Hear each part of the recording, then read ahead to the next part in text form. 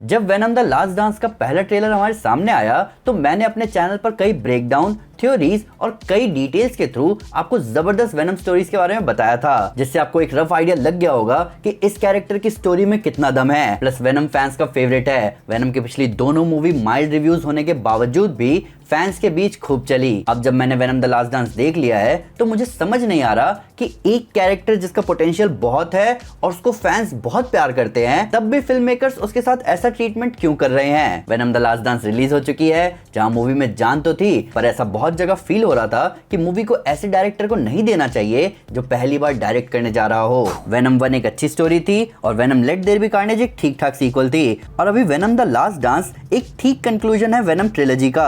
Movie का central plot था कि वेनम और एडी ब्रॉक दोनों के पीछे उनकी अपनी अपनी दुनिया के लोग लगे हैं, जहां नल यहाँ इंट्रोड्यूस हुआ।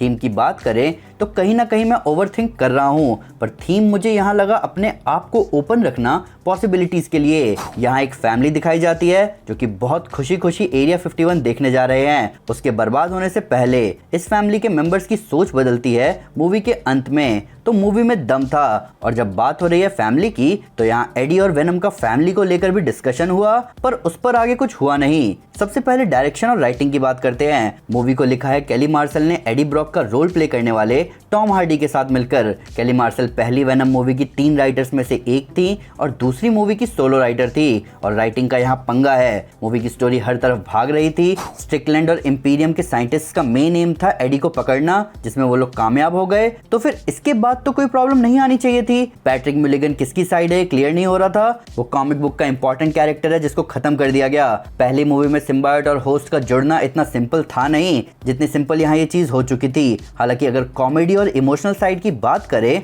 तो राइटिंग उसे बहुत अच्छे से कन्वे कर रही है। मैंने पहले गलती करी कि मैं इसे हिंदी में देखने चला गया, क्योंकि डायलॉग समझ आ रहे थे कि अच्छे से ट्रांसलेट नहीं किए गए। पर एक चीज मैं कहूंगा कि सबको मजा आ रहा था, सब हंस रहे थे और कुछ लोग अंत में इमोशनल भी हुए। पर इंग्लिश में कॉमेडी हिंदी डबिंग से थोड़ी डिफरेंट फील होती है और डिटेल्स ज्यादा बेहतर समझ में आते हैं। मूवी बहुत सारे फ्रंट पर थोड़ी कॉमिक एक्यूरेट साबित हुई। नल की स्टोरी को थोड़ा बहुत उसकी कॉमिक की ओरिजिन जैसा दिखाया गया, पर नल का कोडेक्स के पीछे अपने क्रिएचर्स भेजना ये कॉमिक एक्यूरेट है। पर जो बात मुझे जमी नहीं वो था मूवी का एडी और वेनम की स्टोरी लाइन को क्लोज करना।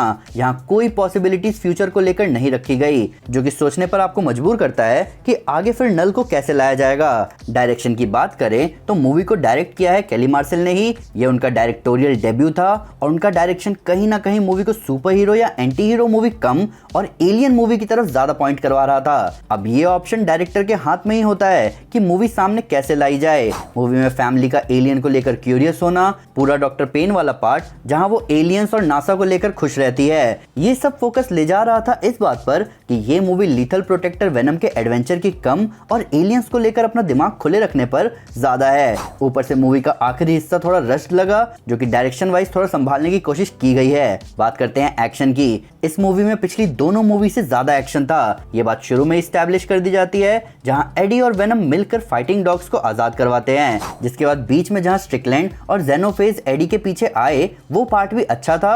और इंटरवल के बाद तो मूवी भर दी गई एक्शन से। अलग अलग सिम्बायोट जुड़ रहे थे नए होस्ट से, और अच्छी बात ये लगी कि एक्शन के साथ साथ सीजीआई में भी कोई कमी नहीं रखी गई। आप कई बार फिल्मों में नोटिस करते हो कि फिल्म मेकर्स पैसा बचाने के लिए कई जगह अपने आप को रोकते हैं सीजीआई और वीएफएक्स को लेकर, पर यहाँ क्लियरली ऐसा नहीं था। वेनम घोड़े से बॉन्ड हो रहा था, वेनम मछली से बॉन्ड हो रहा था, सिम्बायोट सुपर स्पीड में है। ये सब माहौल को थोड़ा बेहतर बना रहे थे। मूवी के विजुअल लैंग्वेज की बात करें तो मूवी मैं कहूंगा कि बाउंस कर रही थी कलरफुल और डार्कनेस के बीच में। जैसे नल वाले सीन डार्क थे, पर मूवी की शुरुआत दिन से होती है जहां सब कुछ कलरफुल है, चीयरफुल है, हंसी मजाक सब हो रहा है। मूवी के अंत तक आते आते रात हो गई, जहां अंधेरा जरूर है पर यहाँ सिम्बायोट है और उनके साथ कलर है, जो कि पूरे विजुअल एस्थेटिक को ब्राइट कर रहे थे। ये बेटर डिसीजन है Venom let there be carnage से, जहां रेड और वार्म ब्राइट टॉर्च डोमिनेट कर रहे थे। मुझे यकीन नहीं होता कि मैंने बुकिंग के टाइम इस बात पर बिल्कुल ध्यान नहीं दिया कि मैं मूवी को 3D में बुक कर रहा हूँ। इसका रिग्रेट मुझे ट्रांसफॉर्मर्स 1 देखते टाइम भी था और इस टाइम भी हुआ। दूसरी बार फिर मैंने मूवी 2D में देखी, तो मैं आपको भी रेकमेंड करूंगा कि आप मूवी को 2D या जितने भी ब्राइट फॉर्मेट में देख सकते हैं उतने ब्राइट फॉर्मेट में देखें। तो टॉम हार्डी की सबसे पहले बात करते हैं। टॉम हार्डी ने बढ़िया एडी ब्रॉक प्ले किया है, उनका वेनम के साथ इंटरेक्शन जबरदस्त रहता है और बहुत फनी भी। पर इस मूवी में ये बात इग्नोर कर दी गई कि एडी ब्रॉक एक जर्नलिस्ट है। ऊपर से मुझे ऐसा भी लगता है कि ये कंक्लूजन बहुत अर्ली माना जाएगा। टॉम हार्डी अच्छे एक्टर हैं, वो अपनी जबरदस्त परफॉर्मेंस से वो माहौल बना सकते हैं जो कुछ एक्टर्स ने सुपर हीरो जॉनरा में अपने लिए बनाया है। पर इसके लिए थोड़े क्रॉसओवर्स, थोड़े असेंबल्स की जरूरत थी और उनके और एडवेंचर्स में दिखने की भी। पर जैसा कि हमें मूवी के एंड में भी दिखा कि ये वेनम और एडी का लास्ट डांस था, तो ये थोड़ी दुख की बात होगी। टॉम हार्डी को अगर और क्रॉसओवर्स में दिखाया जाता तो वो सही में उस पोजीशन पर जा सकते थे जिस पोजीशन पर ह्यूग जैकमैन और रॉबर्ट डॉनी जूनियर हैं, जहां इन्हें लोग वुल्वरीन और आयरन मैन के नाम से ही जानते हैं। मूवी में दूसरी बड़ी एक्टर थी जूनो टेम्पल। उनके कैरेक्टर का मोटिव मुझे ऐसा लगा कि प्रॉपर्ली लिखा नहीं गया है, यहाँ और मटेरियल होना चाहिए था। पर जितना मटेरियल जूनो को दिया गया उसे उन्होंने एस किया और कहीं ना कहीं लास्ट में वो शाइन भी कर रही थी। शिवेटल इजियोफर मूवी में ऐसे कैरेक्टर का रोल प्ले कर रहे थे जिसको अपना मोटिव हाइड करके रखना था, पर मूवी की राइटिंग उन्हें अलाउ नहीं करती ये एक्सप्लेन करने के लिए कि मोटिव हाइड किया क्यों। उनकी परफॉर्मेंस बहुत वन डायमेंशनल थी, जहां वो पीछे लगे हैं एडी ब्रॉक के। इनके अलावा यहाँ रेसे फान्स भी थे जिनका रोल बहुत मेलो था, वो एक हिप्पी का रोल प्ले कर रहे थे।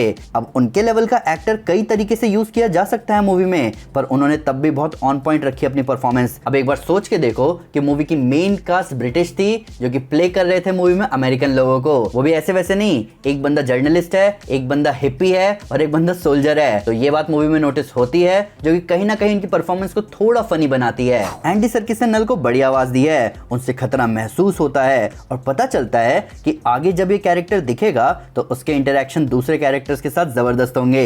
थोड़ा नल के फ्यूचर के बारे में बात करते हैं। मूवी में 2 पोस्ट क्रेडिट सीन है जिनमें से एक सीन बता रहा है कि नल वापस आएगा, पर कैसे? क्योंकि वो इस पूरी मूवी में यही तो कोशिश कर रहा था। क्या ऐसा छूट गया है जिससे कंफर्म हो गया कि नल आ जाएगा? ये विलन कॉमिक्स में पूरे अर्थ को कवर कर देता है सिम्बायोट से, पर यहाँ ये हारने के बाद धमकी दे रहा है कि मैं ये कर दूंगा वो कर दूंगा। कॉमिक्स में एब्सोल्यूट कार्नेज एक इवेंट हुआ था जिसके एंड में नल आजाद हो गया था, तब थ्रेट फील होता है कि फ्यूचर में कुछ जबरदस्त होने वाला है। अगर राइटर माहौल ऐसा रखते कि मूवी के एंड में नल जैसे तैसे जीत गया तो मूवी और बेहतर हो जाती और नल के फ्यूचर के बारे में क्लियर भी होता कि हाँ एक बहुत बड़ा विलन आने वाला है। अब मैं बात करना चाहूंगा कि ऐसी मूवी बनाई ही क्यों।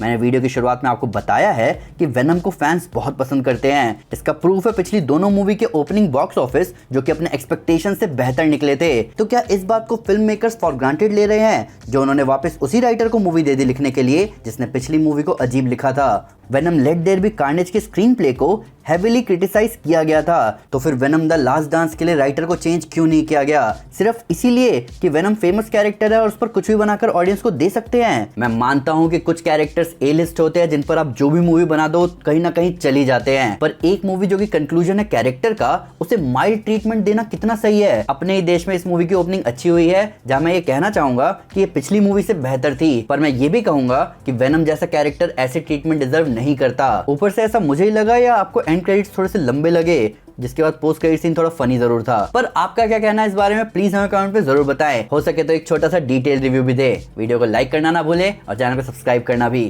Thank you guys, this is Aman Sinha and you are super super. Piece.